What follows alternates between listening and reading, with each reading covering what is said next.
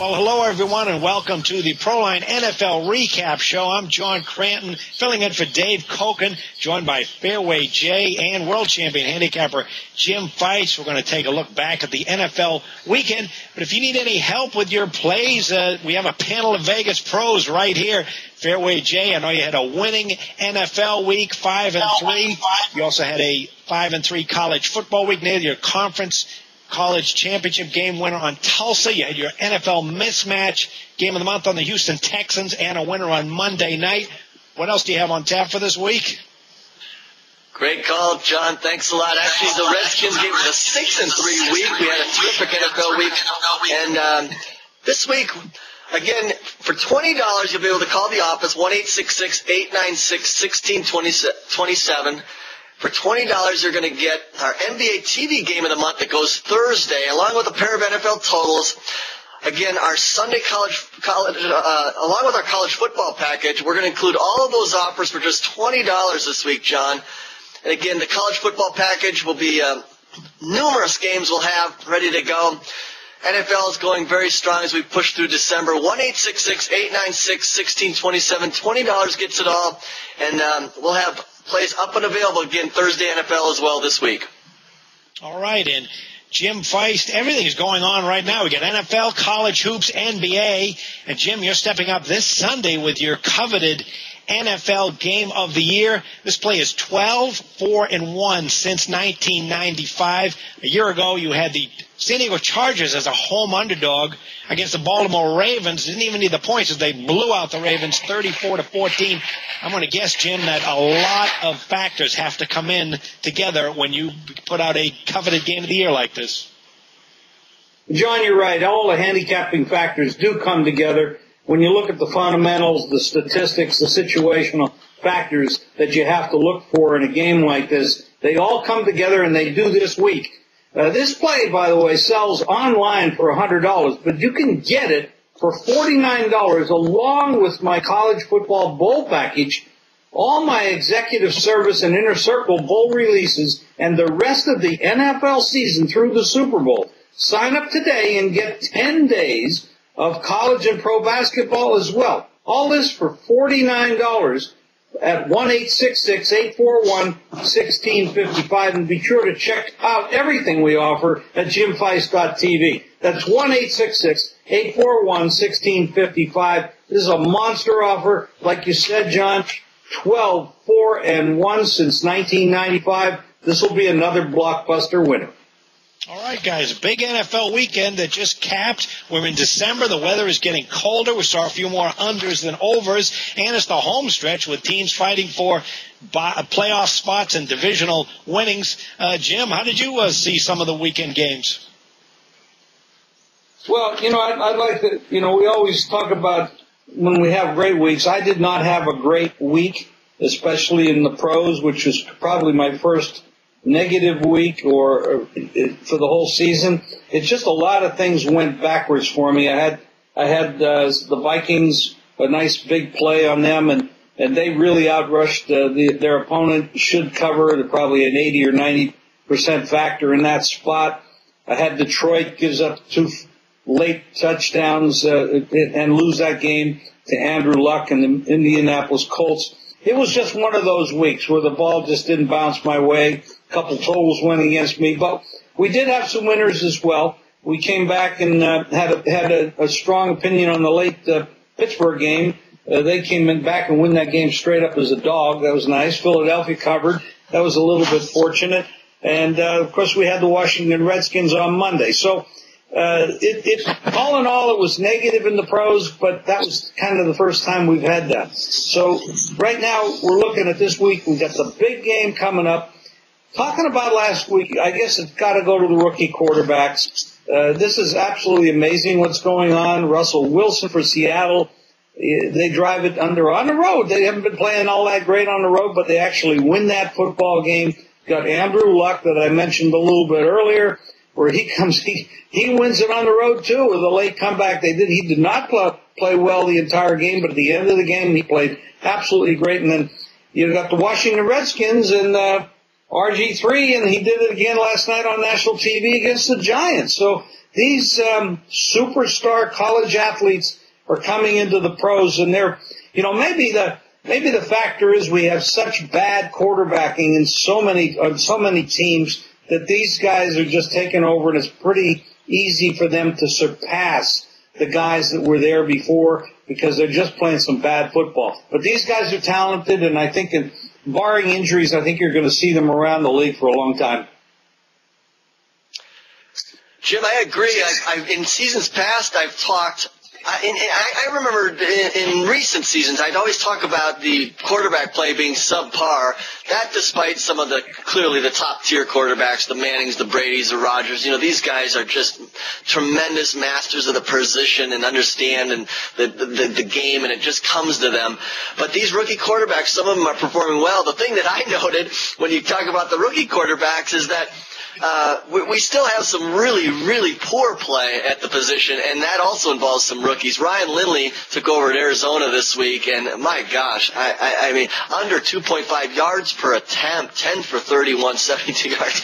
I went through the Cardinals box score, and I just could not believe 5 first downs, 137 total yards at 2.5 yards per play. These are awful numbers. 0 for 15 on third down. And then the quarterback, the young quarterback for the Jets came in for Sanchez, Greg McElroy. He was under 4.2 yards per pass attempt. So there is, again, some bad play. And when you're handicapping these late season situations and games, I talk about a lot of the running guidelines and things, but clearly you have to have the ability of a quarterback to be able to make plays, and especially on third down. And when Jim says you see the play of Andrew Luck, I mean, it's remarkable what he's doing, especially on third down, to keep his team alive, because their turnover margin is very bad, and yet they're winning games, and that's because they're making the plays when they have to. And you try to project and put yourself in position, but be sure you watch what's there are going to be a few quarterback changes, I think, in these games in December. Whether Sanchez is going to continue, for example, with the Jets, or they're going to give McElroy a shot, you have to analyze that. It'll certainly be impacted in the point spread, but you have to still understand there's going to be some of these bad teams will have 1 or 2 games where they really step forward with a big effort, and you have to understand the value in the line. But I know Jim has had a great season in the NFL, and this is the time of year, I know, when you love these situations that come up. We talk about the weather. You need to stay on top of that. And if you're going to bet these totals, understand that early in the week you want to address that, kind of project the weather so you can maybe take advantage of the line moves moving forward. Jay, you make some good points. We didn't mention a couple other rookies. I mean, since we're talking rookies, in Cleveland Browns, Wheaton, who's an older rookie, he's actually led the Browns to some victories this year. This team is actually going in the right direction. They're finishing the season off with some positive feelings there. Now, and I know that they've got new ownership, and there are going to be a lot of changes there. You got Tannehill for Miami, who was doing really great, and he's kind of flattened out. So there's a lot of rookie quarterbacks. You mentioned the Jets. That is an organization that I quite don't understand what they're doing. The leadership from the top, right from the ownership, and of course Rex Ryan, they just don't make any sense to me. I can't figure them out. Tebow, the first time they put Sanchez on the bench, they actually don't go to Tebow because they put him conveniently on the inactive roster for the week. I don't know what they're doing up there. I don't know if anybody does. We know that there's other bad teams in the league. San Diego, of course, they're not that horrible. They do stay in games, but the leadership there has been questionable. The top teams, Pittsburgh pulled off one heck of a victory last week at Baltimore, and that really was a big game for the Steelers. If Roethlisberger comes back, and I go back to when he was healthy, to me, they look like a team that could do a lot of damage. They had some defensive injuries. If those guys, Palomalu comes back, and which he did, and Roethlisberger comes back, and they put together their running game, and their coaching has had the ability to get to the Super Bowl, win a couple Super Bowls. That's a very dangerous football team if Big Ben comes back. Hats off to Charlie Batch. He played a good game. And compared to the game he had the week before, it was like two different guys. There's a lot of good football teams out there. They're not great football teams, but they're good football teams. New England, they had a flat spot last week. They didn't play very well. Houston, they're playing very well. We see what's going on with San Francisco with this quarterback situation, and that sort of seems to be tearing that clubhouse apart a little bit. I'm hearing some things where there's some people taking sides in that, which is not a healthy situation. The Kansas City Chiefs thing, I don't know. That was the best game they played all year. And it was ironically after that tragedy. Maybe they focused a little bit on football. I don't understand how they turned that around and actually could play a football game, but they did. And Jay, what did you see out there this week? Well, I'll comment on some turnovers. I think we had a Twitter question come in. We'll get that from John about some of the turnovers. And you noted it at a Jets game, and they win 7-6, but they had 4 turnovers. Sanchez had 3 interceptions. We'll comment on how you kind of try to project some of those things happening. The Steelers, I'll just comment. They're well coached, but I think Dick LeBeau is one of the best coordinators defensively, and you see their defense just rising to the top again. Their schedule here down the stretch is very, very favorable. They have 3 of their last 4 games at home against San Diego, then finish with Cincinnati and Cleveland at home. Their toughest game will be to go to Dallas in 2 weeks, which will be a meaningful game for both of them in their playoff push. So that's going to be a key setup. But the Steelers, I agree. If Big Ben's back in there, they get a little healthier on the offensive side. They run the ball a little better. They're going to be very tough to beat moving down the stretch. And then they're the kind of team that's put together, Jim, that can and John, that can play in the weather. Obviously, they're in Pittsburgh, but they can go on the road, and their defense is so strong and they're fundamentally solid that they can win in different conditions. Whereas we talk a lot about a team, for example, as good as the Falcons are going. If by chance they had to go on the road or up to Chicago or Green Bay or something in the playoffs, it's a whole different environment, and not as favorable for a team that's built like that. So those are kind of things we'll look for down the stretch. I'll just double check a couple other things. The Packers obviously I'll say escaped the Vikings because I thought they were outplayed in places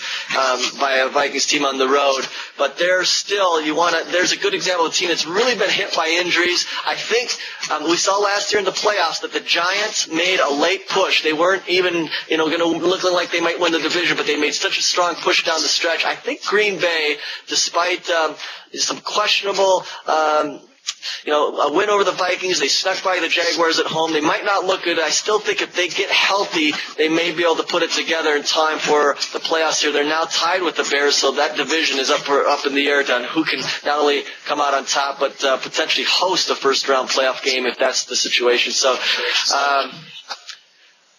let's ship it back to John and see what else you think regarding I think you had some comments about the Ravens this week, John. Yeah, you mentioned the Steelers, how they might make a late season run.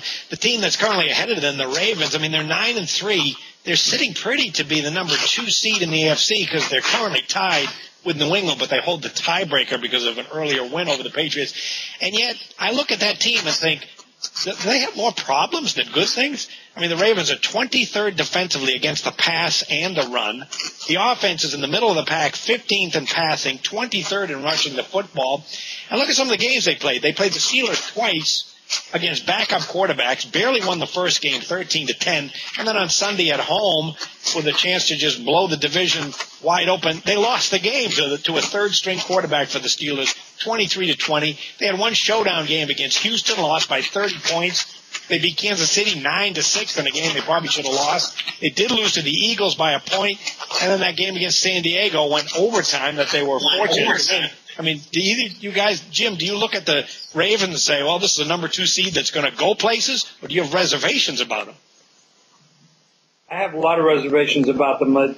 Their chemistry, it seems to be lacking at times. It seems like they're in their first gear sometimes, and then they'll go into fourth gear. But they're inconsistent, and their road games have actually been very inconsistent. They're not able to score consistently on the road, and they don't seem to have an offensive plan. Granted, their defense is down, but they've lost some defensive players. Ray Lewis being one of them. They've been dinged up on their defensive side of the ball all year. But their offense, it's very it's very difficult to understand what they do on offense. Their coordinator calling the plays, I've never seen the consistency from them. They have a weapon in Ray Rice. I think they should use more. Flacco, he's got a lot of talent, but sometimes he seems like he's very blasé about things. I'm not too sure that there's enough fire in that offense. But when you go back to that championship game last year against New England, they should have won that game. They were on the road. They played that was a great game. They were a different team then because they had a stronger defense at that moment. I am not really enamored with Baltimore at this point. I think there's better AFC teams out there, Pittsburgh, Houston, New England, specifically those, and Cincinnati. We haven't talked anything about Cincinnati. They're coming on pretty strong. Yes, they had a couple of weak sisters. They beat the last 2 weeks, but they did beat the Giants as well. So, Cincinnati could be very dangerous, and they're in the same division as Baltimore. I'll comment on real quick on the Ravens as well. Then Jim knows and was going to mention, I think, the Denver Broncos. The Ravens aren't going to get through the playoffs this year. They're not, their defense isn't strong enough. And Jim comments on the road. Jim and I were talking a little bit about this week's game against the Redskins and where that total could potentially go. And I thought, the Ravens, at the start of the season, we heard about this up-tempo offense that was going to come into play. They're going to be more open. Well, look at these road games, their last five road games at Kansas City, at Houston, at Cleveland, at Pittsburgh, and San Diego.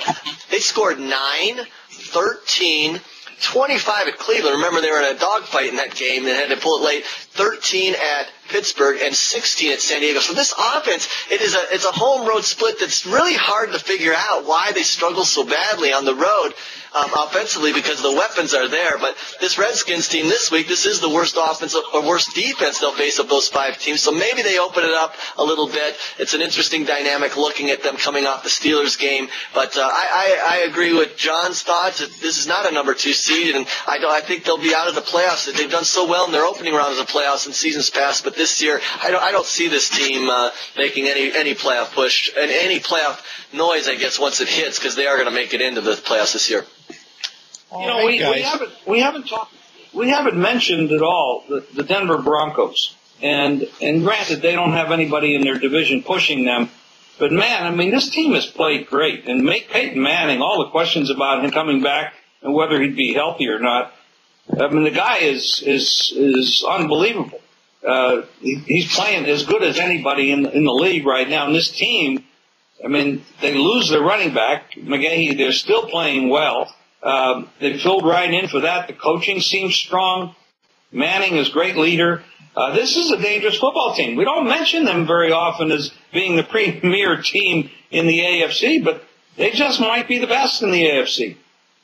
Yeah, what stands out about Jim, Denver? they 7 in a row, 7 straight wins.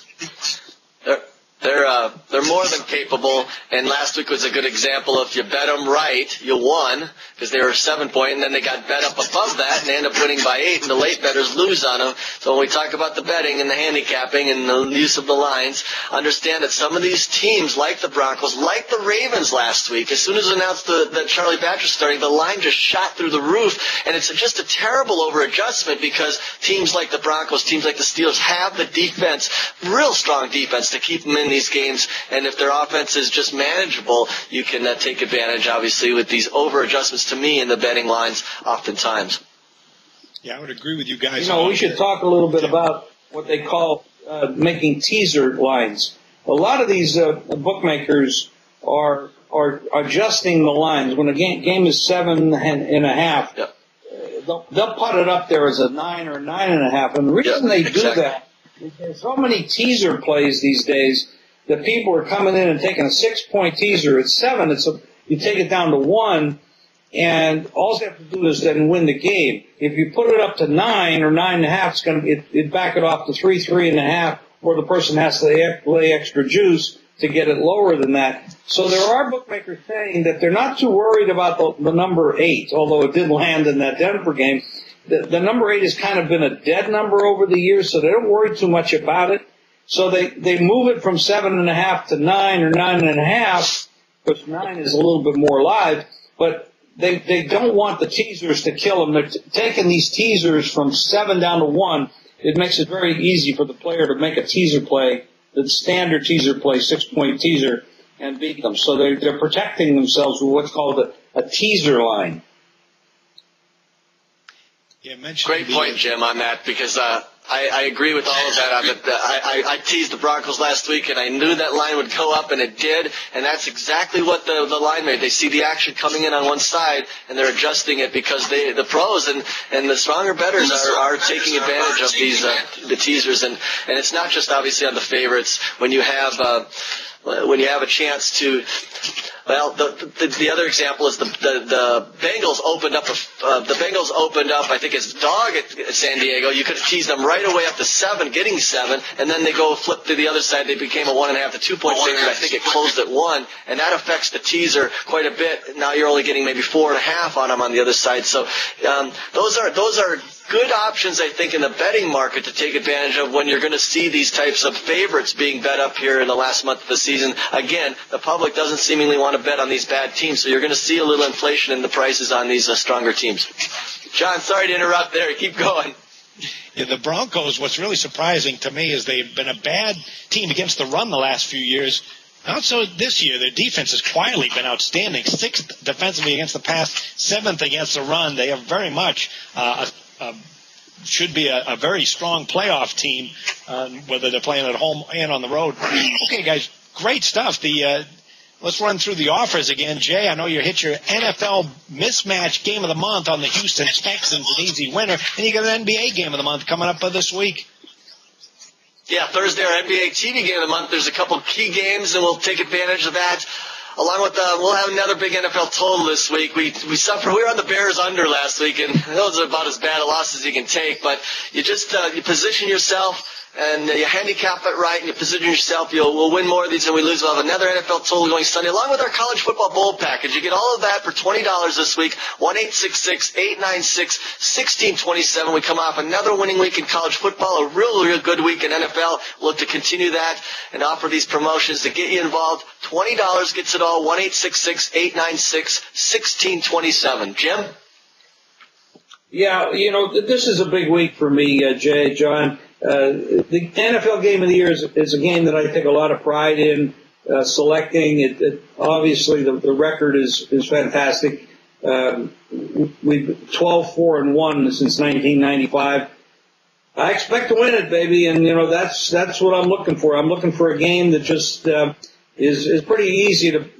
I'm hopeful it's not coming down to the fourth quarter. Usually, I get these by halftime, like the Ravens last year when they won 34-14 as an underdog, destroying the Ravens. Excuse me, it was the Charger destroying the Ravens.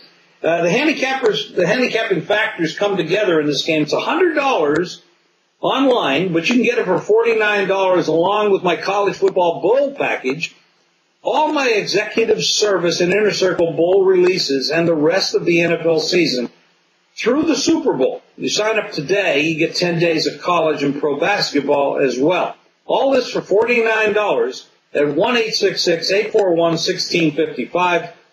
And you can always go to JimFeist.tv, which is probably where you're at right now, or maybe not, but maybe you are. I haven't mentioned this in a while, but if you want free winners on a daily basis, you can just text WINNER, the W, to 313131, and we will send you winners to your cell phone each and every day. All right, very good, guys. Jay, what did you do with that ticket on that Chicago Bears game under? Because I think it was 14-10 with like a minute to go? I actually tweeted out when Seattle took the lead 17-14.